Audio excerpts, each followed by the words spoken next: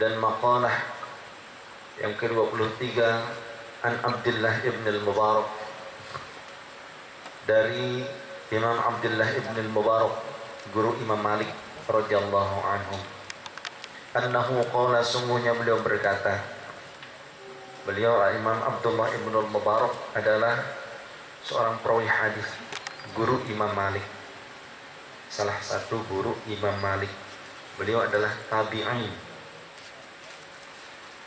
karena Imam Malik sendiri sebetulnya tabi'in, karena Imam Malik putra dari sahabat Anas bin Malik.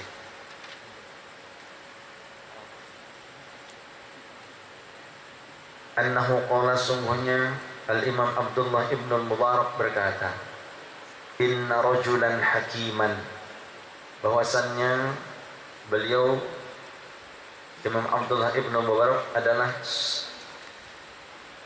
seorang lelaki yang bijaksana. Beliau berkata, sesungguhnya ada seorang lelaki yang bijaksana, wa huwa man ya'riful umura, yakni ia adalah orang yang mengerti berbagai permasalahan. Jama'al ahaditha fakhtara minha, yang mana jamaah, si lelaki tersebut yang diceritakan oleh Imam Abdullah ibn Mubarak, ia telah mengumpulkan al-ahaditha, terhadap beberapa hadits, fakhtara minha, kemudian ia memilih hadits-hadits yang kuat, ay al-ahaditsil majmu'ati, yakni dari hadits-hadits yang terkumpul itu arba'in alfan, ia memilih sebanyak 40.000 hadits-hadits minal ahaditsil muntaqat, dari hadits-hadits yang istimewa. Jadi hafalannya berarti lebih dari 40.000 hadits, ya. Sampai diantaranya seperti Imam Bukhari saja itu hafal lebih dari 600.000 hadis beserta sanadnya, ya. Imam Bukhari itu hafal lebih daripada 600.000 hadis beserta sanadnya. Tapi yang tercatat di dalam Sahih Bukhari tidak semuanya, tidak semuanya. Begitu pula Imam Ahmad bin Hanbal, ya, hafal 100.000 hadis lebih beserta sanadnya, tapi tidak semuanya yang tercatat. Jadi sisanya terbawa wafat. Ilmu itu kebanyakan terbawa wafat. Karena apa? Jarang murid yang mampu mengambil seluruh ilmu gurunya. Jarang ada seorang murid yang mampu mengambil seluruh ilmu gurunya. Jarang. Jadi kebanyakan ulama itu membawa serta ilmunya ke liang lahat. Karena itulah cara Allah ingin mengambil ilmu dari muka bumi dengan cara mewafatkan para ulama. Oleh karenanya mumpung ada ulama, jadi kalau ngaji itu jangan males, apalagi cuma ngaji seminggu 2 kali, ya. Ngaji seminggu 2 kali, agak overtime sedikit, wah udah. Tapi kalau urusan yang lain overtime nggak masalah, urusan dunia. Kemudian memilih lelaki tersebut terhadap hadis yang ia hafal yang begitu banyak, hanya dipilih 40.000 hadis saja yang istimewa. Tsummakhtawa minha, kemudian ia pun memilih sebagian daripada yang 40.000 tersebut, ay arba'in alfan tersebut, arba'ata alafin, hanya dipilih menjadi 4.000, disaring lagi. Dari yang sekian banyak disaring menjadi 40.000, dari yang 40.000 disaring lagi menjadi 4.000 minal ahaditsil musaffati, yang berupa hadis-hadis yang ditata. Jadi yang tertata itu hanya terpilih menjadi 4.000 hadis dari 40.000, masya Allah. Jadi 10%-nya, ya, 10%. Ternyata disaring lagi tinggal 10%, saring lagi tinggal 10%, dan yang nyampe ke kita 0,010%.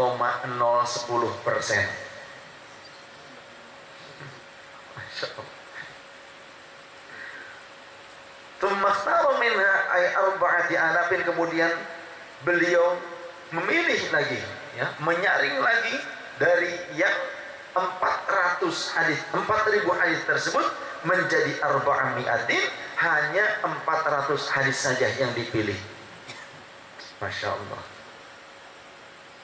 Minal ahaditsil mustakhrajati, dari hadis-hadis yang dikeluarkan oleh beliau. Jadi yang tercatat dalam kitabnya hanya 400 hadis saja. Selebihnya terbawa wafat, ataupun sisanya mungkin ada yang sudah disampaikan kepada muridnya tapi tidak dicatatkan dalam bukunya, hanya disampaikan kepada muridnya dan nanti muridnya yang akan menuliskannya. Begitu biasanya ya, kalau punya beberapa murid, hadis-hadis yang tidak dicatat oleh gurunya ini nanti akan dicatatkan oleh murid-muridnya. Biasanya begitu juga. Ada, tapi tidak semua. Kemudian tsummakhtara minha al-baratimi'atin arba'ina hadisan mubajjalan. Kemudian dipilih lagi dari yang 400 itu cuma 40 hadis-hadis yang diagungkan. Ada 40 hadis yang khusus begitu, yang dianggap agung. Tsummakhtara minha, kemudian memilih lagi dari yang 40 tersebut ay al-arba'ina arba'a kalimatin, hanya 4 kalimat saja, ay arba'a jumalin minal ahaditsil mustakhlasati, yakni 4 kumpulan hadis-hadis yang dimurnikan saja. Masya Allah. Jadi kalau bahasa ini memang yang ini, yang mutawatirahnya lah begitu ya, yang mutawatirahnya. Dan dari yang mutawatirah itu pun ya, yang mutawatirah yang sahih secara redaksi, secara apa namanya tuh, matan, dan juga sahih secara sanad begitu, dan bersambung sanadnya itu, mutawatirah lah ya istilahnya. Insya Allah. Kadang ada hadis yang sahih secara riwayat tapi secara matan belum tentu sahih begitu. Ada juga secara matan sahih tapi secara riwayat belum tentu sahih. Ada yang seperti itu. Ihdahunna, kalimat yang pertama adalah la tafiqanna bimra'atin. Ya. Ada kalimat begini, mohon maaf ini kaum wanita, nanti harus dijelaskan tetap. Jangan percaya dengan istri. Maksudnya apa? Ayla tatma'inna ilaiha wa la ta'taminnaha ala kulli halin, yakni jangan engkau merasa tenang dan jangan merasa aman kepadanya pada setiap keadaan. Balla budda lirrajuli minal ghirati ay karahati syirkatil ghairi fi haqqihi. Jadi seorang pria, seorang suami, jangan dia melepaskan istrinya begitu saja. Jangan percaya sepenuhnya terhadap wanita dalam apapun perkaranya. Jangan seperti itu. Harusnya bagaimana? Bahkan semestinya bagi seorang pria, bagi seorang laki-laki, ia harus cemburu, yakni membenci campur tangan orang lain pada haknya. Artinya apa? Seorang suami atau seorang laki-laki harus tetap meneliti perilaku istrinya. Ya begitu pula seorang istri tetap ia harus berhati-hati terhadap suaminya, dijaga suaminya. Jadi suami menjaga istri, istri pun menjaga suami. Maksudnya seperti itu. Jadi jangan los aja pergi malam-malam kemana sendiri, ataupun siang pergi mau kemana, keluar mana ya, keluar rumah menuju rumah orang atau menuju rumah laki-laki lain, begitu nanti ya. Mau keluar ya, keluar dari pernikahan, begitu. Mau keluar dari kepercayaan suami. Saya mau keluar ya, mau keluar tuh keluar kemana? Keluar negeri, jadi TKW, begitu. Mau keluar ya, mau apa? Ya mau cari cowok yang lain lah. Ada teman dulu sekolah, contoh begitu. Ya, kan nggak jelas, maka harus dipertanyakan. Keluar tuh keluar kemana? Begitu, yang jelas ditaklek dulu.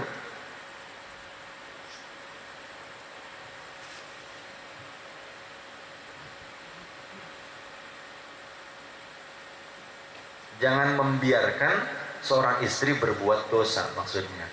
Maka tanggung jawab seorang pria itu luar biasa. Ia tidak hanya menanggung tanggung jawabnya sendiri, tapi seorang pria menanggung tanggung jawab seluruh keluarga. Oleh karenanya penting sekali seorang suami itu mengaji. Penting sekali seorang suami senantiasa thalabul ilmi. Penting. Ya. Oleh karenanya bagi suami berdosa bila mempunyai istri tapi ditelantarkan, tidak diberikan pelajaran agama. Oleh karenanya bagi jamaah Ahbabur Rasul, seyogyanya yang belum menikah mencari jodohnya itu di majelis. Bagi pria yang mau segera menikah, boleh daftar ke saya. Ya. Nanti saya pertemukan, perkenalkan, nanti dijodohkan. Bagi yang wanita yang akhwat yang mau segera menikah, punya pasangan hidup, boleh. Nanti datanya ya dikumpulkan. Begitu, jangan data tetangga, jangan. Nanti diistikharahkan atau istikharah bersama-sama mana yang cocok. Supaya apa? Mudah-mudahan kalau sesama majelis, kalau satu majelis satu ideologi, dua-duanya ngaji. Jadi paham si istri kalau suaminya ngaji, kadang pulang malam seperti ini. Kalau yang nggak paham, biasanya orang itu nggak ngaji. Ya, kalau nggak ngaji, sama orang yang ngaji pulang malam jam 12, jam setengah 1 tuh ngomongnya beda. Tapi kalau sama orang yang pulangnya subuh nggak macam-macam, nggak diomongin. Ya, sama orang yang pulangnya subuh nggak diomongin, nggak jadi omongan. Apalagi karena apa? Sudah terbiasa katanya. Masya Allah. Ngaji pulang jam 12 nggak biasa diomongin, padahal ngaji itu pun tidak tiap malam. Yang pulang setiap pagi hari nggak diomongin, nggak dicemberutin, apalagi tanggal 27, tanggal 27, tanggal 30, tuh tanggal 1 begitu kan. Papa siap papa, ayam bebek modern itu. Kalau urusan dunia aja nggak masalah, tapi urusan ngaji, urusan akhirat, dunia akhirat, ngaji ke dunia akhirat, di dunia akhlak supaya baik, betul tidak?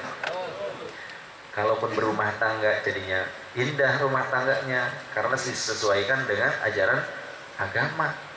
Begitu bisa diredam permasalahan apapun dalam rumah tangga kalau dengan agama. Ini mah kalau dididik dengan agama, oh kalau pakai Quran, kalau kembali ke Quran, kalau kembali ke hadis mah ya salah terus. Ya udah tahu salah, kenapa nggak mau ngaku? Begitu kan aneh. Itu ada yang seperti itu. Ya kalau kembali ke Quran, ke hadis mah ya pasti salah. Ya iya, emang kalau salah kenapa? Mau melanggar aturan Allah, mau menantang Allah Ta'ala, nah, itu yang aneh. Kalau dipakai gitu istilahnya, kalau dipakai rambu-rambu Al-Quran dan Sunnah, ada yang nggak mau, ya pasti salah lah. Nah emang mau gimana? Kalau udah tahu salah mau gimana? Mau terus melanggar aturan Allah? Nah kan begitu. Tinggal dibalikkan saja. Kemudian yang kedua, wathaliyatu la taghtarinna bil mali. Yang kedua, jangan engkau tertipu oleh harta. Ayla tazunnal amna minal halaki, yakni janganlah engkau menyangka, la tazunna, jangan kau menyangka, al amna menjadi aman, jangan kau menyangka aman minal halaki berupa kehancuran, ya. Jangan kau menyangka aman terhadap kehancuran bisa babil mali, dengan sebab harta, dengan sebab punya harta. Falam tahfazil umura, akan tetapi engkau tidak menjaga, akan tetapi si harta tersebut tidak menjaga berbagai hal atau tidak menjaga berbagai perintah. Wala takun makhdu'an bikathratil mali, dan janganlah engkau terperdaya, makhdu'an terperdaya, bikathratil mali dengan banyaknya harta, ala kulli halin pada setiap keadaan, balla budda minal ihtiyati, bahkan seyogyanya, sebaiknya, seharusnya engkau berhati-hati, wa min tadzakkuril akhirati, dan mengingat selalu akan akhirat. Jadi yang kedua, jangan engkau tertipu oleh harta pada setiap keadaan. Setiap keadaan bagaimana yang dimaksud dengan jangan engkau tertipu oleh harta di dalam setiap keadaan. Jadi jangan engkau menyangka aman dari kehancuran dengan sebab punya harta. Oh, saya punya harta nih, sudah aman, punya uang banyak, deposit, ya, insurance, asuransi jiwa. Oh, saya sudah mengasuransikan jiwa saya. Oh iya, berarti Anda sudah niat mati, kan begitu? Oh, saya sudah mengasuransikan kesehatan. Oh, berarti sudah niat sakit, kan begitu? Terus bagaimana dong, Bib? Kalau ternyata di tempat pekerjaan nggak boleh enggak, bahkan itu sayang banget hasil daripada unjuk rasa, hasil dari demo, Bib, lumayan, kata begitu. Ya, niatkan saja itu menabung, ya, niatkan menabung, begitu. Sudah nggak usah niat mati, nggak usah niat sakit, niatkan saja menabung. Udah, titik. Pokoknya untuk apa saja nanti dipergunakannya bila memang memerlukannya, begitu saja. Betul tidak? Niat nabung. Kemudian seharusnya engkau senantiasa mengingat kematian. Ya, aktiru min dzikri hadhimil ladzat. Perbanyak olehmu mengingat kematian yang memutuskan kenikmatan dunia ini. Sebaiknya begitu. Ketika punya harta banyak, jangan merasa aman juga dari bencana. Karena pada saat mati tidak SMS dulu. Betul tidak? Bagaimana kalau malaikat Jibril miss call? Diangkat nggak kira-kira? Wah, malaikat Israel yang miss call, begitu kan? Gawat. Oleh karenanya jangan macam-macam dengan harta. Sebaiknya gunakan harta untuk ibadah, untuk amal soleh, untuk bersyukur. Begitu. Kalau tidak akan berkurang, buktikan. Ya, di Bandung ada seorang pengusaha hot jeletot, entah basoknya, entah cirengnya, ya, kemudian apa gorengan selalu hot jeletot, saking pedesnya. Tadinya orang yang bangkrut asalnya, ya, ini kebetulan tetangga adik saya, tadinya bangkrut, kemudian tadinya hidup dalam dunia kelam, tadinya banyak harta, kemudian bangkrut. Akhirnya sisa harta yang ada bagaimana? Kebetulan dia berguru kepada seorang ulama, berguru ke pesantren di Garut, karena emang orang Garut aslinya. Kata kiai, sudahlah, sekarang mau gini aja, tos-tosan sama Gusti Allah Ta'ala, yuk, ya, harta yang ada sudah sodakohin aja udah harta yang ada, ya.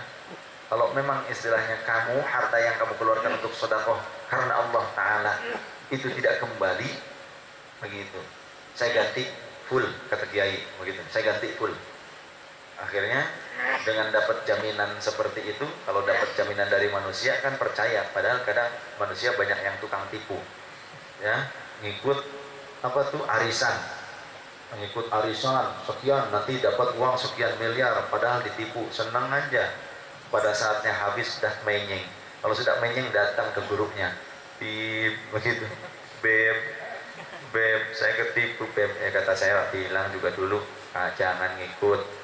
Kalau mau arisannya arisan sama Gusti Allah saja, udah nabung sama Gusti Allah Ta'ala, nggak mau. Kalau ditipu dengan sukarela, mengeluarkan uang berapa? Satu orang 100 juta. Satu orang 100 juta ditipu, mau, sukarela, ikhlas lillahi ta'ala. Tapi kalau untuk majelis enggak. Berapa? 100.000. Alhamdulillah, masih untung. Untuk tempat-tempat ibadah, tempat-tempat dakwah, untuk pesantren berapa? Untuk masjid berapa? 10.000, 50.000, 200.000. Tapi kalau mau ditipu, ya, beli handphone, ternyata handphonenya bodong, handphonenya KW, begitu ya, Karawang kawin itu kawin 6 ketipu, mau ikhlas lillahi ta'ala. Kalau untuk Allah ta'ala gak mau, maunya sedikit saja. Kalau untuk urusan cari cewek ketipu, pas kawin ternyata ada wujudnya tengah, jadi tengah tambahan pemukul bisbol bencong ya. Wah, ingin mewah-mewahan menikah karena apa? Wah, sampai menikah harus beli sesuatu yang gak lumrah begitu ya. Ingin apa? Pokoknya kalau menikah dengan saya harus beli pohon beringin yang gak kepegang sama 2 orang begitu. Pada saat akad nikah harus dibawa begitu. Terus gimana? Ya nanti pohon beringinnya tanam depan rumah. Pada saat ribut suami istri, kira-kira pohon beringinnya bisa nolong nggak? Boro-boro yang ada nambah penyakit. Karena apa? Itu akarnya pohon beringin rusak rumah. Jadi tambah. Lu sih dulu katanya minta tuh pohon beringin, tambah rusak lagi, tambah lagi masalah di rumah. Ya, tawuran lagi suami istri. Masya Allah. Jadi jangan kita merasa aman dengan harta. Jangan merasa aman. Seperti halnya kemarin, mobil saya Pajero. Pas saya lihat lagi nurunin beras, ini sahabat kita juga di Cikarang. Pak, kenapa ini sobek? Ketabrak, ya Allah ketabrak. Ternyata Pajero ketabrak, sobek juga ya. Iya, kata begitu. Gitu. Enak gak Pak? Enak katanya gitu. Iya. Mendingan tank biru, tank biru ketabrak nggak apa-apa, cuma balik lagi pakai hair dryer doang, begitu. Tahu tank biru gitu ya. Avanza tahun 97 ada yang udah keluar belum? Begitu. Itu kalau nabrak apa gampang. Ternyata yang nabrak Pajero pun mobilnya tuh Evalia atau apa, lupa lagi. Kalau nggak Evalia kirain Max kalau nggak salah. Yang nabraknya tuh kan enak banget. Yang ditabrak mobil Pajero-nya backdoor-nya sobek bukan dengok, sobek. Mobil Evalia-nya ininya aja apa namanya tuh bagian depannya bempernya dengok, besoknya lagi udah balik lagi karena dari fiber balik sendiri. Makin enak kan yang punya Pajero. Itu baru Pajero. Gimana kalau Alphard yang nabraknya beca? Enak banget. Mau dituntut biar kata becanya dirampas juga gak bakalan cukup ya untuk membenarkan. Nah itu Masya Allah Alphard. Makanya udahlah, apa yang dimiliki oleh kita syukuri, gak usah ngoyo ya baru dapat mobil gadean ya syukuri alhamdulillah. Tapi juga jangan terlalu tenang, bisa jadi gak dibayarin ternyata mobilnya. Udah gak dibayarin, duit kita habis, mobil kita di double sama debt collector, nangis termehek-mehek. Masya Allah, nangis Bambi. Watali satu yang ketiganya, la tahmil ma'iddataka ma la tutiquhu. Jangan engkau bebani perutmu dengan sesuatu yang tidak mampu engkau bawa. Jangan engkau bebani perutmu dengan sesuatu yang tidak mampu engkau bawa. Termasuk kalau nggak mampu beli Pizza Hut atau memang nggak biasa makan Pizza Hut, kalau dipaksakan kolam, boro-boro kenyang, keluar lagi isinya. Pizza Hut. Barang dimakan, ternyata kayak begini karena biasanya makan pindang. Jangan dibebani perutmu dengan perkara yang memang tidak mampu perut itu membawanya.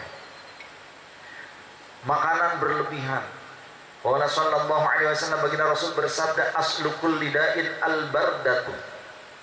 Segala sumber setiap penyakit adalah kurang baiknya pencernaan. Al-baradah. Rawahu ad-Daruqutni. Jadi setiap sumber penyakit adalah dari kurang baiknya pencernaan. Berlebihan makanan, inginnya mindsetnya makanan terus. jadi penyakit, diabetes, jantung, ya, nyeri beuteung, muncrat, wah segala rupa. Jadi datang timbul kolesterol, kemudian apalagi wah segala hal dari makanan. Tapi kalau kurang makan, paling juga salatri. Tahu salatri? Ya itu jadi beuteung, kurang dahar. Kalau kurang dahar, itu saja nggak bakalan jadi diabetes, betul nggak? Nggak bakalan jadi darah tinggi. Mendingan kurang dahar, mendingan loba dahar. Ya jawab sih ya. Naik di aminan malam Jumat ya. Mendingan kurang dahar, mendingan loba dahar. Bener, mending kurang dahar, mendingan loba dahar.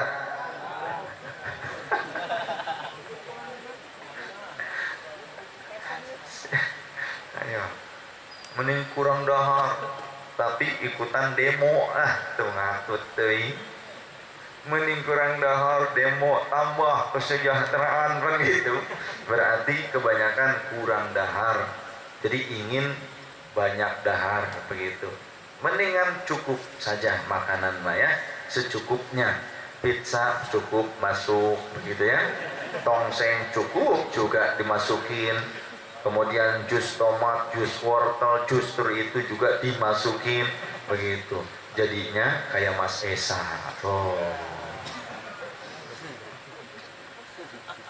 Harus banyak puasa ya, perbanyak puasa. Kalau kita ingin dibukakan asrornya, ini menurut para ulama ma'rifat, para aulia Allah, kalau ingin kita dibukakan mukasyafah, kalbu kita ingin dibukakan, mata kalbu kita ingin dibuka, sehingga kita mampu mendapatkan rahasia-rahasia ilahiyah, maka kurangi makan, perbanyak puasa. Kemudian kurangi bergaul dengan manusia. Artinya apa? Banyak uzlah taqarrub kepada Allah. Ya.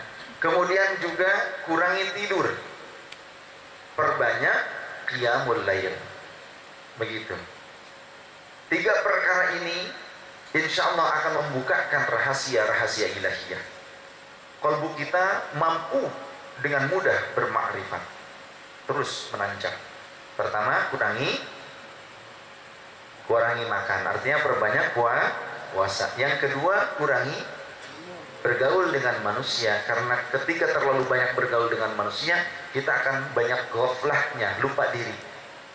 Dengan cara apa? Supaya kita mengurangi bergaul dengan manusia. Uzlah, perbanyak taqarrub. Yang ketiga, kurangi tidur, perbanyak qiyamul lail. Kemudian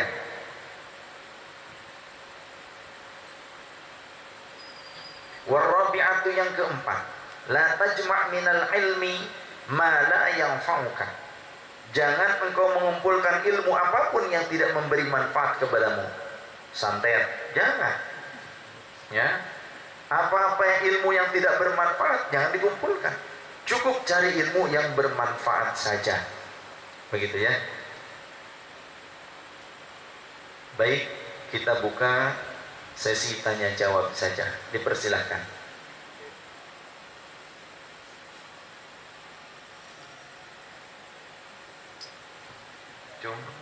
Ya.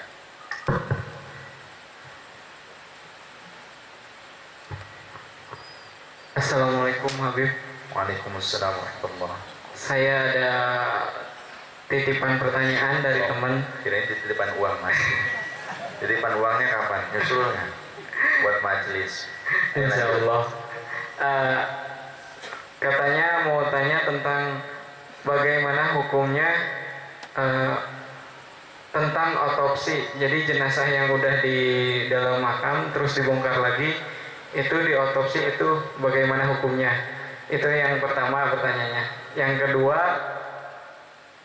kemarin saya sempat lihat ceramah tentang dari Kiai Zulkifli Ali LC, itu tentang pembahasan tentang hari kiamat. Nah itu pengen tanya tentang kesohihan hadis yang bilang bahwa umat Islam itu umurnya lebih dari 1.400 tahun dan kurang dari 1.500 tahun, dan sedangkan kita sekarang sudah di 1437 Hijriah, berarti kan sebentar lagi gitu. 27 tahun lagi ya? Nah itu bagaimana ininya gitu. Terima kasih Habib. Assalamualaikum. Waalaikumsalam warahmatullahi wabarakatuh. Yang pertama tentang otopsi. Ini ditafsir. Menurut hasil bahsul masail ditafsir, bila memang otopsi itu diperlukan untuk ketetapan hukum. Ya, contoh adanya kekerasan atau lain sebagainya yang diperlukan otopsi itu sebagai bukti valid atas kejahatan seseorang, maka ini diperbolehkan, tapi tidak boleh merusak anggota tubuhnya, tidak boleh merusak. Contoh diambilin matanya, jantungnya atau lain sebagainya, jangan. Ya, tidak boleh, karena ada yang seperti ginjalnya diambil, tidak boleh. Jadi sebatas diotopsi itu sebatas diperiksa saja, itu insya Allah kalau memang ini sangat diperlukan untuk ketetapan hukum, maka diperbolehkan la ba'sa. Mudah-mudahan tidak mengapa, tapi tetap dalam keadaan makruh. Ya, hukumnya makruh. Tapi kalau otopsi tersebut diada-adakan, otopsi tersebut padahal sudah memenuhi, tidak pakai otopsi pun sudah memenuhi ketetapan hukum, sudah memenuhi dari alat bukti, maka haram, tidak diperkenankan untuk mengotopsi. Begitu. Yang kedua, tentang masalah kiamat. Rasulullah SAW pernah didatangi malaikat Jibril, ditanya, mata sa'ah, kapan kiamat terjadi? Maka Rasul menjawab, orang yang ditanya tidaklah lebih mengerti dibandingkan orang yang bertanya. Artinya siapa? Bagaimana? Ya, aku nggak tahu. Ya, aku nggak tahu. Lebih tahu kamu mungkin, begitu kurang lebih bahasanya. Cuma ciri-ciri kiamat yang diberitahukan, ciri-ciri kiamat diberitahukan, harta semakin berlimpah. Jadi nggak usah takut kismin. Semakin ke depan harta semakin berlimpah. Bahkan nanti ada saatnya di mana manusia bersedekah, tapi ternyata nggak ada orang yang mau menerima sedekah itu. Sampai berkata yang menerimanya, andai kata kemarin saja kamu berikan kepadaku, pasti aku terima. Sekarang tidak aku terima. Begitu. Artinya dalam satu hari nanti Imam Mahdi dan para aulia Allah membagi-bagikan harta sampai rata, orang bisa kaya. Jadi nggak usah takut kismin. Takut kalau sedekah kita nggak diterima, justru gitu aja. Takut nggak ada kesempatan buat beribadah. Ya. Kemudian juga wanita memakai pakaian tapi tidak berpakaian, seperti itu. Aurat kemana-mana. Pakai celana tapi seperti nggak pakai celana, pendek banget, sampai seperti pakai kaos doang. Banyak seperti itu. Kemudian seorang pembantu melahirkan majikannya. Apa sifat anak zaman sekarang? Sifat anak-anak walaupun sudah dewasa kepada orang tua itu seperti memperlakukan kepada pembantu. Banyak seperti itu sekarang, ya. Dan banyak lagi. Kemudian para penggembala sudah tidak beralaskan kaki. Orang-orang fakir miskin tidak beralaskan kaki. Apa? Artinya kendaraan-kendaraan sudah marak. Jadi perusahaan yang kerja di perusahaan otomotif gak usah takut. Kalaupun sekarang istilahnya ada turunnya, wajar. Kalau nggak turun macet. Ya, turun produksi wajar. Tapi gak usah takut. Yang namanya otomotif, yang namanya kendaraan itu semakin ke depan tetap justru akan makin marak. Sekarang aja satu rumah bisa sampai 3. Begitu. 2 kan luar biasa. Jadi gak usah takut. Justru kalau bisa perusahaan otomotif perbanyak sedekahnya tuh, bikinin majelisnya. Begitu. Iya. Jangan sampai justru kalau tempat-tempat kemaksiatan, tempat-tempat yang lain didukung. Banyak itu yang seperti itu. Apalagi bukan tempat-tempat dakwah Islam. Waduh, Masya Allah. Sayang sekali, sayang sekali. Jadi adapun tentang masalah umur dunia yang lebih kuat itu adalah tidak ada yang mengetahuinya. Umur dunia yang lebih kuat itu keterangannya adalah tidak ditentukan, ya, kecuali hanya Allah. Jadi ketentuan kiamat itu tidak ada yang tahu kecuali Allah Subhanahu wa taala. Adapun tentang masalah penyampaian dari para ulama, mungkin itu prediksi. Dari beberapa keterangan diprediksikan. Oleh karenanya wallahu a'lam, ini karena kebodohan saya, silahkan tanya kepada orang yang mengatakannya itu sendiri. Atau tanya kepada para ulama-ulama yang lainnya yang lebih faqih daripada saya. Di sini karena kebodohan saya tidak tahu kapan kiamat terjadi. Jadi entah tahun berapanya juga saya tidak tahu. Kalau ada orang yang menyatakan tinggal 27 tahun lagi, kira-kira gitu juga saya nggak ngerti juga. Ya, 27 tahun lagi. Aduh. Kasihan yang jomblo. Belum kawin. Ya Allah. Ini coba jajak pendapat. Mau nggak 27 tahun lagi nih kiamat nih, bentar lagi. Udah siap belum? Belum. Maunya panjang umur apa pendek umur? Mau panjang umur apa pendek umur? Ini kayaknya orang budek kape bagaimana ya? Ya tanya menang baik sila turu apa-apa. Tidur. Inginnya panjang umur apa pendek umur? Panjang, bener. Panjang. Ya Allah ya Rabbi, panjangkan umur mereka yang memintanya Allah, yang duduk saat ini bersama hamba. Hidupkan mereka 300 tahun kemudian ya Allah. Amin. Ijabah ya Allah.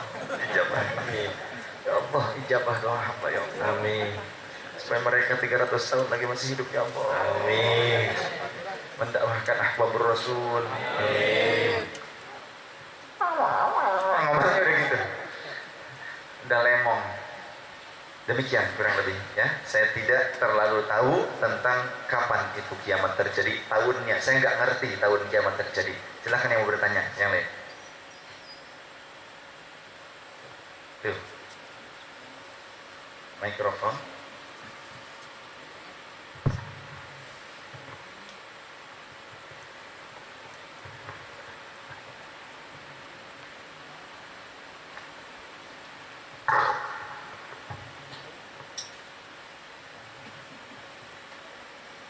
Assalamualaikum warahmatullahi wabarakatuh. Waalaikumsalam warahmatullahi wabarakatuh. Mau tanya Bib, Ya.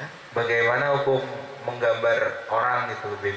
Soalnya kan kalau tes masuk perusahaan sering gitu, sering suruh menggambar orang. Itu saja. Ya, Tujuannya untuk apa?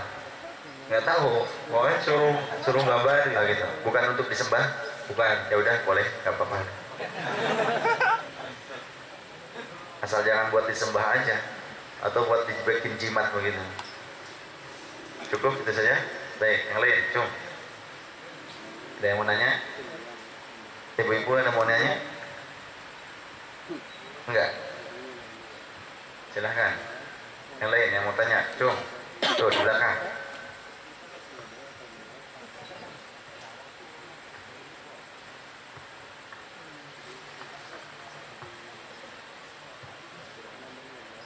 Estafet mikrofon langsung tuh.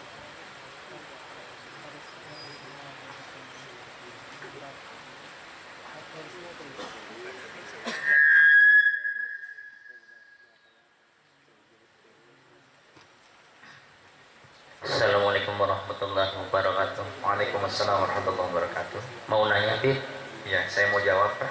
masalah puasa, ya puasa sunnah. Ya. Kita kan kerja di pabrik di casting gitu ya Bib. Oh gitu ya. Iya. Oh iya. Kadang kalau pas nggak shift siang gitu kuat terus, tapi kita gagalnya kalau pas shift siang gitu. Itu berat banget kalau di lapangan Bib. Baik. Pengen kiat-kiatnya apa gitu. Kita kebanyakan gagalnya kalau Senin Kamis itu di situ. Baik. Yang diantaranya perbanyak minum air mineral dan jangan minum teh manis. Justru pada saat sahur jangan minum teh manis ataupun teh ya. kalau pada saat sahur itu minum teh mudah haus. Karena apa? Teh itu akan mudah membuat tubuh kita berkeringat. Jadi cairan itu mudah keluar kalau kita sering minum teh, terutama pada saat sahur. Jadi perbanyak minum air mineral dan jus, ya, jus yang mengandung vitamin C terutama. Jus jeruk, jus apel, apel itu justru lebih besar katanya vitamin C-nya daripada jeruk. Kemudian jus dolar, ya kuat kayaknya kalau dikasih setas kuat teman-teman. Ya, jus, minum jus. Kemudian perbanyak sayuran kayak kambing juga kan kuat itu, begitu ya. Ya memang begitu. Kurangi yang gorengan-gorengan, karena apa? Membuat tubuh kita panas. Ketika tubuh kita panas, otomatis ingin minum. Lelah, organ-organ vital kita lelah. Jadi perbanyak minum air mineral, diperbanyak, dan buah-buahan. Begitu, asal jangan buah kecubung, jangan. Kemudian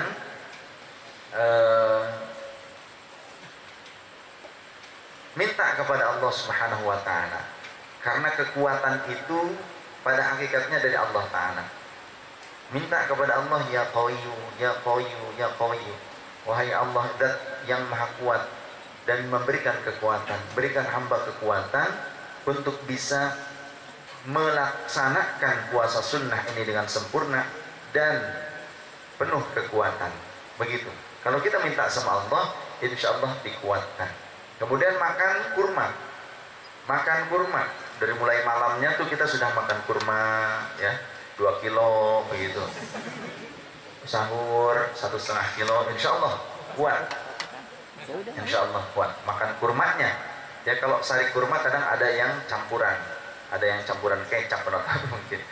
Jadi kalau bisa kurmanya, karena seratnya itu sangat penting sekali.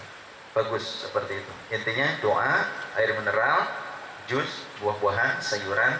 Kurangi yang masakan-masakan yang mengandung minyak yang terlalu banyak, begitu.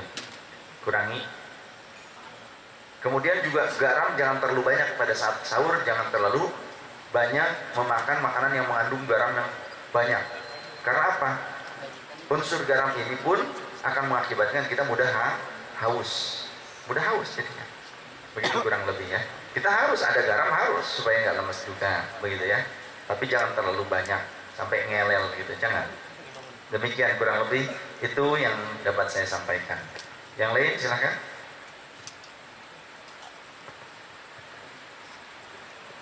Bismillahirrahmanirrahim. Waalaikumsalam. Assalamualaikum warahmatullahi wabarakatuh. Waalaikumsalam warahmatullahi wabarakatuh. Bib, boleh bertanya ya Bib ya? Boleh. Tentang ini Bib, tentang akidah. Kita kan umat Islam ya Bib ya, yang sudah menerima dakwah ataupun ajakan masuk Islam, dan insya Allah ketika memegang iman sama Islam, insya Allah masuk surga. Nah, ini ceritanya ketika suatu penduduk ataupun suku dalam yang tidak menerima ajakan untuk masuk Islam, hukumnya gimana Bib? Masuk neraka atau surga? Baik. Ya Bib, terima kasih. Di dalam tafsir Imam Ibnu Katsir dulu saya pernah jelaskan ya, ketika menjelaskan bagaimana kedudukan orang tua Rasulullah Sallallahu Alaihi Wasallam. Kemudian juga di dalam tafsir Imam Ar-Razi, tafsir Al-Azim, tafsir Al-Quran Al-Azim karya Imam Ar-Razi, itu dijelaskan bahwasannya Allah Subhanahu wa Ta'ala tidak akan mengadab suatu kaum sebelum Allah mengutus Rasul, ya, hatta nab'ata rasulah. Jadi orang-orang yang tidak mendapatkan pengajaran Islam, entah dari Rasul ataupun dari orang yang melanjutkan pengajaran atau dakwah Islam tersebut, orang yang tidak mendapatkannya itu disebut kaum fatrah. Kaum fatrah itu nanti di akhirat mereka akan dimasukkan ke neraka, begitu ya. Akan tetapi sebelum masukkan ke neraka mereka ditanya dulu, bagaimana kamu atau apa pendapatmu tentang orang ini. Jadi dihadapkan dengan Rasulullah Sallallahu Alaihi Wasallam. Kata orang tersebut, aku tidak mengenalnya. Aku tidak mengenalnya. Apakah betul kau tidak pernah bertemu? Belum pernah bertemu dengannya. Begitu.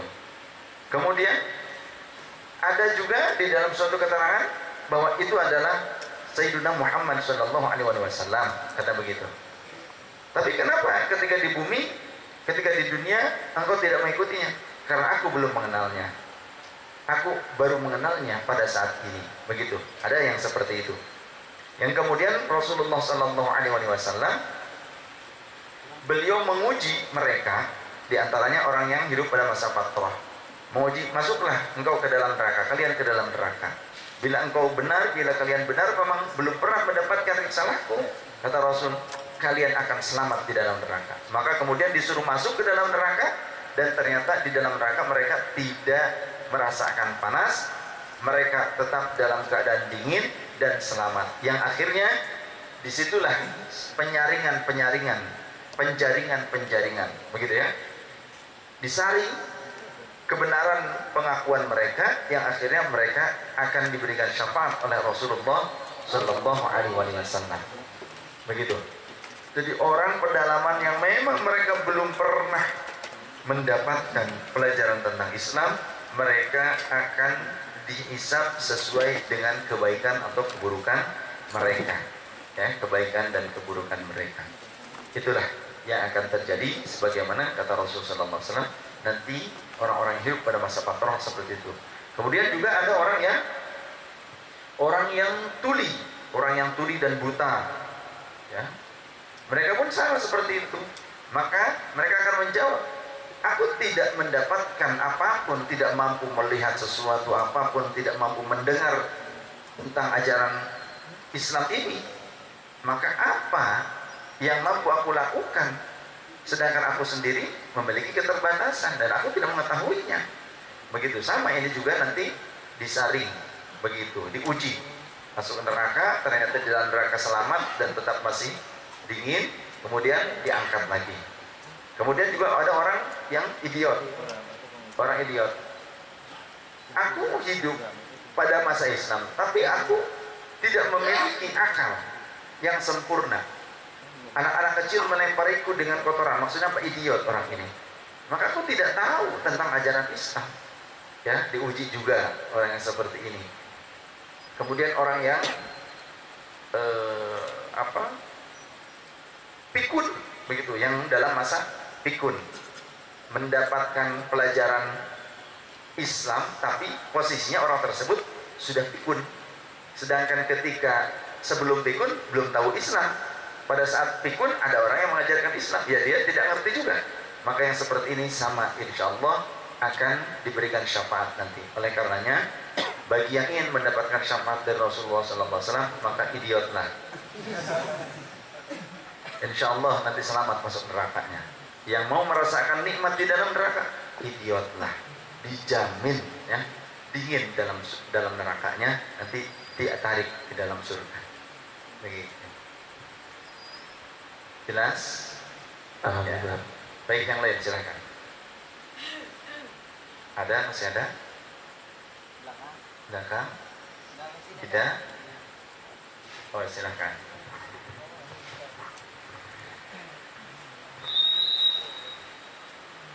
Assalamualaikum warahmatullahi wabarakatuh. Waalaikumsalam warahmatullahi Saya mau wabarakatuh. bertanya nih, ini apabila kita pergi haji tapi kita diongkosin sama orang non muslim. Soalnya tetangga saya ada seorang ustadz yang diongkosin sama orang Cina, sedangkan kita tidak tahu kan itu hartanya dari harta halal atau haram. Itu gimana? Orang-orang Cina masih ada nggak? Masih ada. Suruh ngongkosin saya deh. Berarti jawabannya gitu. Jadi kalau ada orang non muslim mau ngasih duit sama saya buat ibadah haji ataupun umroh, saya mau nerima deh. Artinya boleh tidak? Ya orang ngasih kita ngasih duit sama kita dipakai untuk ibadah haji. Kalau kita menerima pemberian sukarela dari orang non muslim, boleh tidak? Rasulullah juga menerima kok. Betul tidak? Rasulullah menerima pemberian daripada orang non muslim. Ada orang non muslim ngasih sama Rasulullah perkara yang halal, begitu ya, perkara yang halal, pemberian yang halal, jadi terima sama kanjeng Rasul, dipakai. Kemudian juga ada yang dibagi-bagikan kepada kaum muslimin. Jadi tidak mengapa, tidak mengapa. Jelas ya, gitu. Jadi intinya kita menerima pemberian hibah dari orang non muslim, kita gunakan hak kita untuk dijadikan sebagai ongkos ibadah haji. Yang lain, cek. Bismillahirrahmanirrahim. Assalamualaikum warahmatullahi wabarakatuh. Waalaikumsalam warahmatullahi wabarakatuh. Bertanya, Bib, ini dalam keadaan junub apa boleh makan sama minum? Boleh. Pada saat junub boleh makan dan minum, boleh. Tapi kalau junubnya diakibatkan bersenggama, makan dan minum makruh. Karena apa? Ada keterangannya mewarisi fakir, katanya begitu. Mewarisi kefakiran, banyak kebutuhan. Begitu. Boleh sih boleh, halal, sah makannya, begitu. Ya, tidak haram.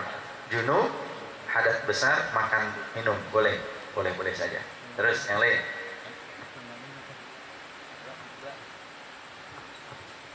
Ya, silahkan. Assalamualaikum warahmatullahi wabarakatuh. Waalaikumsalam warahmatullahi wabarakatuh. Ini tentang donor darah yang kalau kita haram enggak dengan donor darah dengan orang lain di luar muslim kita gitu, itu sesama donor organ tubuh orang lain dengan misalnya kita laki-laki, dia perempuan, boleh enggak gitu? Donor darah. Terus boleh. Sama yang kedua, Asal jangan nantinya ngikutin perempuan aja. Yang kedua nih, Ya. suami istri itu hukumnya katanya ada yang bilang kalau bersentuhan tidak membatalkan wudhu gitu. Terima kasih. Oh gitu ya. Di dalam Al-Muwatta Imam Malik, ini kalau yang akhwat sudah pernah dibahas ini ya. Dalam Al-Muwatta Imam Malik dijelaskan bahwasannya an Abdullah bin Umar annahu kana yaqulu, sesungguhnya sahabat Abdullah bin Umar radhiyallahu anhuma, beliau berkata, qublatur rajuli, menciumnya seorang laki-laki imra'atahu kepada istrinya, wajassaha, dan menyentuhnya biyadihi dengan tangannya langsung tanpa penghalang, minal mulamasati, itu termasuk mulamasah. Faman qabbala imra'atahu, siapa orang yang mencium istrinya, awjassaha biyadihi, ataupun menyentuh dengan tangannya tanpa penghalang sedikit pun, fa'alaihil wudu, maka ia harus berwudu tatkala mau sholat. Al-Muwatta juz kedua halaman 65. Jelas ya? Jelas? Nah, itu. Ini keterangan dari siapa? Sahabat Abdullah bin Umar. Siapa beliau? Sahabat Rasul. Berarti murid Rasul. Ngertian kita atau ngertian sahabat Rasul? Ya udah, tik, sip. Yang lain?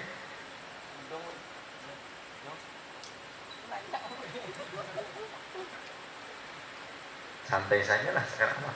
Ya, jawabannya nggak usah berat-berat. Waalaikumsalam. Benarkah Imam Ahmad itu datang pada akhir zaman? Imam apa? Imam Mahdi. Kira-kira Imam Ahmadi.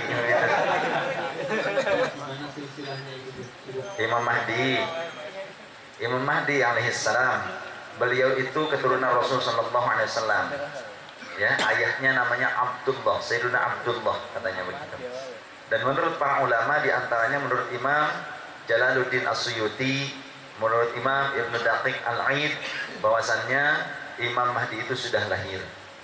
Imam Mahdi itu sudah lahir. Dan diperkuat juga oleh Imam Ibnu Hajar Al-Asqalani, menyatakan bahwa Imam Mahdi alaihissalam sudah lahir, ya, di tahun tertentu yang menurut beliau itu sudah lahir. Jadi sekarang beliau terus berkeliling dunia. Beliau adalah keturunan dari Rasulullah SAW. Jadi nasab beliau itu dari Rasulullah SAW, dari laki-laki terus begitu kepada putri Rasul SAW, dari Sayyidah Fatimah radhiyallahu anha. Jelas? Itu saja kan ditanyakannya? Ya, yang lain.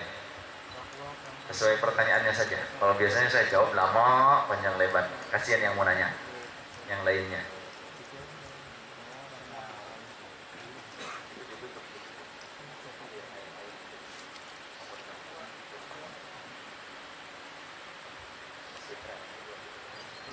Assalamualaikum warahmatullahi wabarakatuh. Waalaikumsalam warahmatullahi wabarakatuh. Ini bertanya, kalau kita sholat berjamaah bermakmum kepada seorang wahabi, sholat kita sah atau tidak? Baik. Kalau kita meyakini Wahabi itu mujassimah. Mujassimah itu apa? Mujassimah itu menyamakan Allah dengan makhluknya. Ya, menyamakan Allah kepada makhluknya. Kalau Wahabinya itu ia mujassimah, menyamakan Allah dengan makhluknya. Maka total tidak boleh. Tidak sah. Kita harus mufarraqah. Begitu ya, harus menfarid saja, mufarraqah, memisahkan diri. Kemudian juga kalau ternyata si Wahabi tersebut tidak melakukan rukun yang kita yakini. Contoh, tidak membaca Bismillahirrahmanirrahim yang kita yakini itu rukun, maka kita tidak sah bermakmum kepadanya. Ya. Kemudian juga contoh, ia tidak bersolawat di dalam tasyahud akhir contoh, maka itu pun tidak sah kita bermakmum kepadanya. Jelas ya? Kalau ada rukun yang kita yakini untuk diamalkannya di dalam sholat ternyata tidak dilakukan oleh Wahabi tersebut, maka kita tidak boleh bermakmum kepadanya. Kemudian kebanyakan Wahabi itu kan ia itu mujassimah, kebanyakan ya. Saya tidak bisa memukul rata semua, tidak bisa. Intinya kebanyakan, mayoritas Wahabi itu karena dilihat dari kitab-kitab para ulamanya, mereka menyamakan Allah dengan makhluknya. Itu mayoritas, hampir 97%. Bisa dikatakan 97% kaum Wahabi Khawarij itu mereka menyamakan Allah dengan makhluknya. Katanya Allah duduk di arsy, duduk di kursi yang suara kursinya tuk tuk nong itu terdengar. Kemudian juga Bin Baz mengatakan, Bisbad dan Muhammad bin Abdul Wahab juga mengatakan bahwa Allah itu tingginya 60 hasta, sekitar 30 meter, sama dengan Nabi Adam katanya. Itu ya. Bin Baz, Albani, Muhammad bin Abdul Wahab menyatakan menyamakan Allah dengan makhluknya. Allah sama dengan Nabi Adam katanya, na'udzubillah, na'udzubillah. Begitu. 60 hasta sama dengan. Nah, kalau kita bermakmum kepada orang seperti ini tidak sah. Tidak boleh. Kalau kita meyakini orang itu beriktikadnya mujassimah, tidak boleh. Tidak boleh. Kalau tidak tahu dia Wahabi atau bukan, ya sudah sholat saja, karena tidak tahu. Begitu. Ya, kita tidak tahu. Kadang yang jenggotan juga banyak, sama dengan kita yang jenggotan di sini banyak. Begitu ya.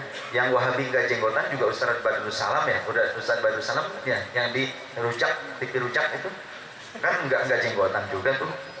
Papanya wajib dan sebagainya kata Wahabinya sendiri, ternyata guru Wahabinya juga enggak jenggotan juga. Begitu. Ustaz Badrul Salam LC. Mungkin sekarang mau sudah pakai Firdaus kali ya, sudah agak jenggotan dikit kali dikit gitu. Yang lain silahkan.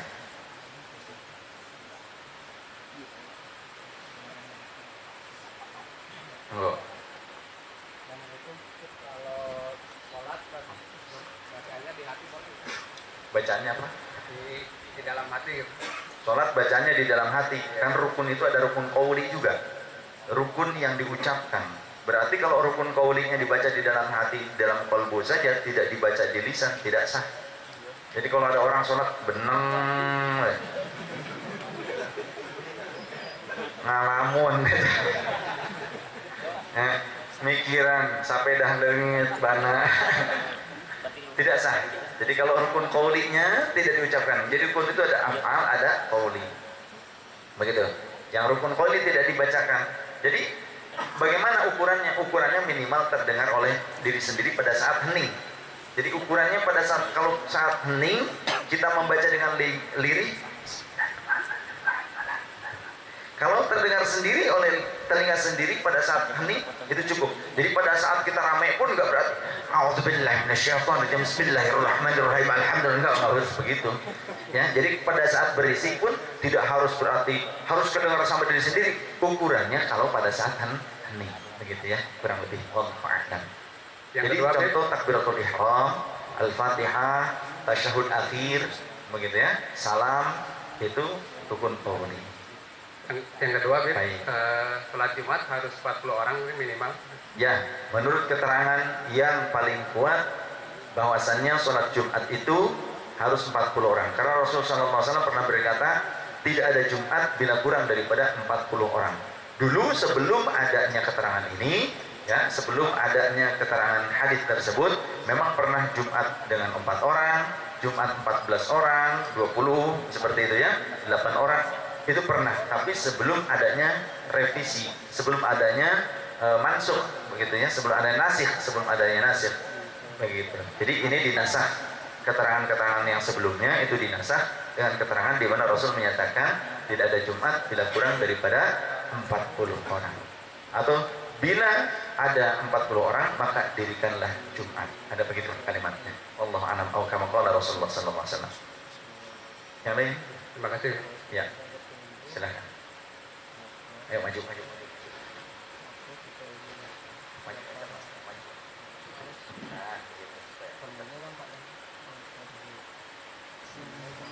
Waalaikumsalam warahmatullahi wabarakatuh. Belut halal.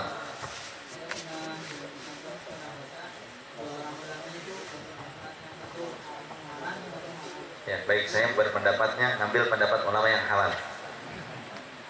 Terus?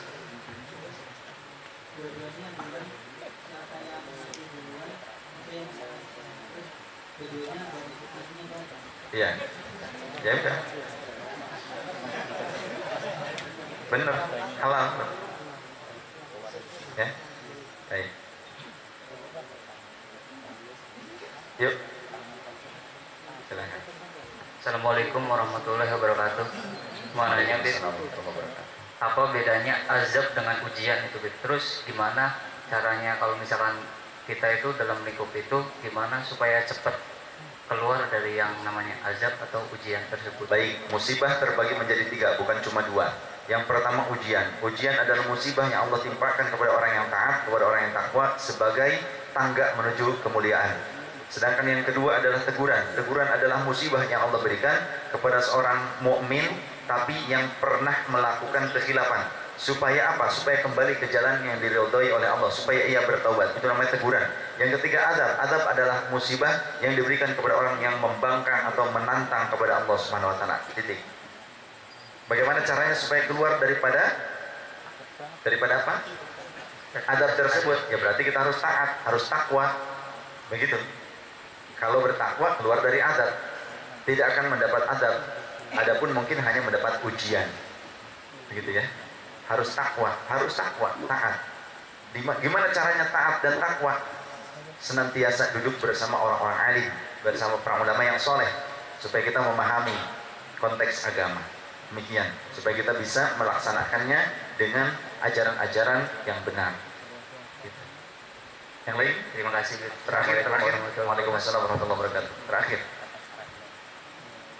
Ya. Waalaikumsalam warahmatullahi wabarakatuh.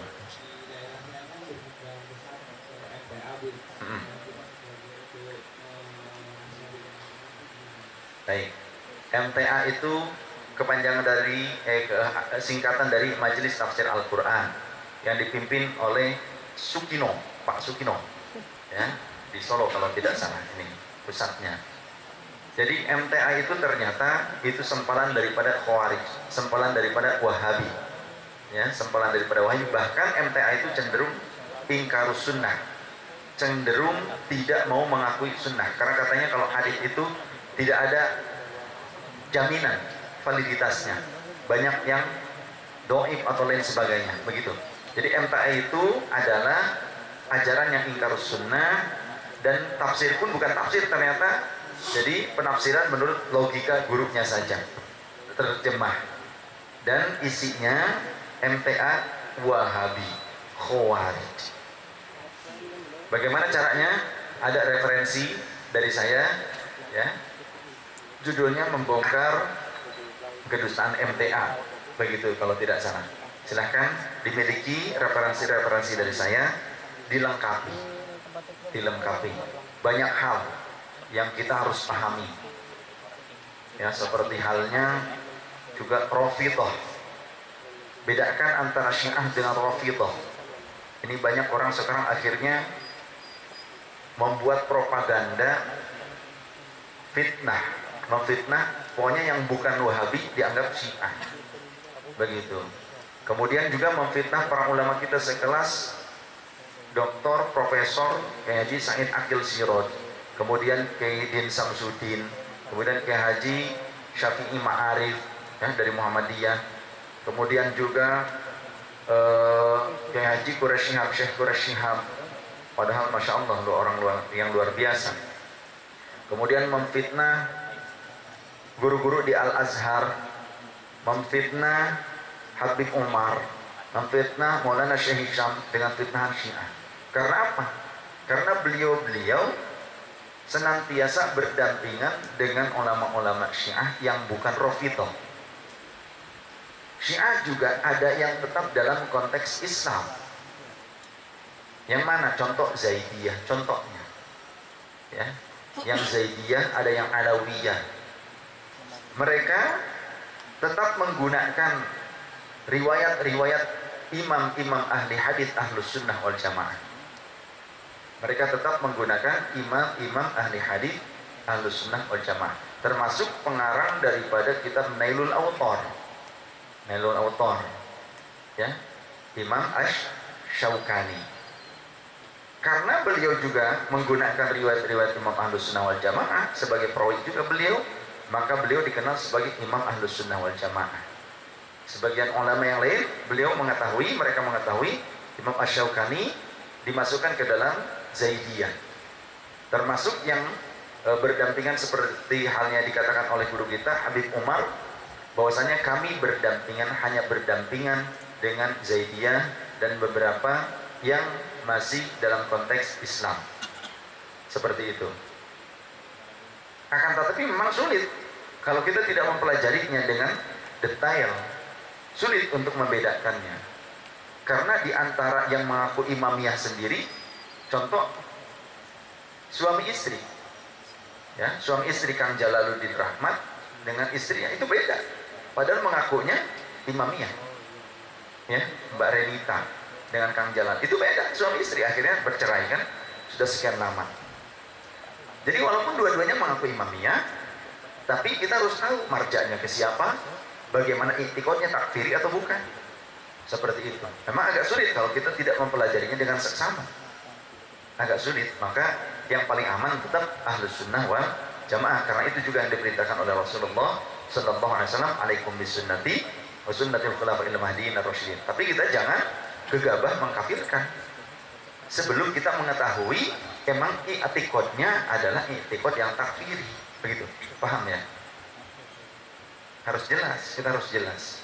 Demikian. Oleh karenanya kenapa para ulama ahlus sunnah wal jamaah banyak dituduh sebagai Syiah, ya, yang ahlus sunnah wal jamaah dituduh sebagai Syiah karena apa? Termasuk Imam Syafi'i. Imam Syafi'i tidak lepas daripada tuduhan Khawarij bahwa beliau itu adalah Syiah. Sampai Imam Syafi'i berkata, ya ahlal bait, ya ahlal baitin Nabi, wahai ahlul bait Nabi, jika memang mencintai kalian itu aku dituduh Rafidhah. Kalimatnya tidak dituduh Syiah, bukan, tapi dituduh Rafidhah. Karena Rafidhah inilah yang Syiah takfiri. Rafidhah inilah yang Syiah yang menyimpang. Begitu ya. Makanya termasuk Habib Rizik pun dianggap Syiah. Karena apa? Ketika beliau menjelaskan tentang persatuan Islam, jangan sampai mengkafir-kafirkan, begitu kan? Ada Syiah yang masih dalam konteks Islam, ada yang masih dalam konteks Islam, walaupun memang ada yang sesat istilahnya. Ya, istilahnya sesat itu kan belum tentu langsung dimasukkan ke dalam kafirnya. Kesesatan itu tidak langsung dimasukkan ke dalam kafir, tidak. Begitu, menyimpang lah istilahnya. Kesesatan itu menyimpang. Syiah ada yang menyimpang istilahnya, ada yang menyimpang. Akan tapi penyimpangan itu apakah langsung masuk ke dalam konteks murtad, kafir, ya, atau tidak? Itu kita harus paham. Nah kalau Rafidhah, ya Rafidhah itu menyimpang dan juga kafir. Begitu. Makanya Imam Asy-Syafi'i pun berkata, wahai ahlul bait Nabi, bila mencintai kalian itu, aku dituduh sebagai Rafidhah, tidak berkata dituduh sebagai Syiah, tidak, tapi dituduh sebagai Rafidhah, maka biarlah aku Rafidhah. Sampai seperti itu Imam Syafi'i. Andai kata aku mencintai dzurriyyah Rasul dituduh sebagai Rafidhah, biarlah aku menjadi bagian Rafidhah. Kata Imam Syafi'i. Saking apa? Saking mempertahankan cinta kepada dzurriyyah Rasul SAW, walaupun beliau bukan Rafidhah. Beliau Ahlus Sunnah wal Jamaah, salah satu imam mujtahid Ahlus Sunnah wal Jamaah. Maka kita jangan gegabah mengkafirkan orang. Ya, seperti Sayyid Aqil dianggap kafir, dianggap Syiah yang kafir, yang Rafidhah maksudnya. Syekh Hasyim Asy'ari pun, Mbah Hasyim Asy'ari di dalam kitabnya menjelaskan yang sesat, yang ahli bid'ah itu adalah Rafidhah. Rafidhah itu adalah sekte Syiah yang mengkafir-kafirkan sahabat di antaranya. Sekte Syiah yang mengkafir-kafirkan Sayyidah Aisyah, Sayyidina Umar, Sayyidina Abu Bakar, Sayyidina Utsman. Nah, kalau yang masih dalam konteks Islam, mereka tidak mengkafirkan para sahabat. Mereka tetap memuliakan para sahabat Rasul dan juga masih menerima riwayat-riwayat Imam Ahlus Sunnah wal Jamaah. Bahkan di dalam Sahih Bukhari, di dalam Sahih Muslim pun ada beberapa periwayat hadits yang merupakan imam-imam yang diakui juga oleh orang-orang Syiah, seperti Al-Imam Ja'far Shadiq. Ya, itu Imam Ahlus Sunnah juga mengakui beliau adalah sebagai imamnya Ahlus Sunnah wal Jamaah. Orang Syiah juga mengakui beliau sebagai imamnya Ahlus Sunnah wal Jamaah. Contoh kecilnya, contoh seperti itu. Kemudian Imam Al-Baqir. Kemudian juga dari beberapa buyut atau keturunan Rasulullah SAW yang dimuliakan orang-orang Syiah, yang juga dimuliakan oleh orang Ahlus Sunnah wal Jamaah, yang riwayatnya juga diambil, itu ada. Ya, Imam Ali Ar-Ridha, seperti Imam Ali Ar-Ridha. Itu kan Imam Ahlus Sunnah wal Jamaah juga. Orang Syiah juga mengakui sebagai imam mereka. Itu ada di dalam riwayat-riwayat hadits yang sahih. Jadi jangan asal kemplang saja. Begitu ya, jelas nggak? Ya minimal, walaupun cuma sedikit kita pahami. Intinya kata Rasulullah SAW, "Iqbid lisanaka," ya, lah tahan lisan kalian daripada mengkafirkan orang-orang yang ahli la ilaha illallah Muhammadur Rasulullah. Selama syahadatnya la ilaha illallah atau asyhadu an la ilaha illallah wa asyhadu anna Muhammadar Rasulullah, Allahnya Allah Ta'ala, Tuhannya satu, Nabi Muhammad SAW, Al-Qurannya juga Al-Quran yang sama, maka mereka adalah Islam. Jelas. Ya, cuma ada yang menyimpang ajarannya, ada yang tidak. Begitu saja. Demikian kita tutup dengan kafaratul majelis bersama-sama. Bismillahirrahmanirrahim. Subhanakallahumma wa bihamdika asyhadu an la ilaha illa anta astaghfiruka wa atubu ilaik. Tetap teguh dengan Ahlus Sunnah wal Jamaah, jangan mengikuti Ahlul Bid'ah wal Gagabah. Wallahu muwaffiq ila aqwamit thoriq. Wassalamualaikum warahmatullahi wabarakatuh.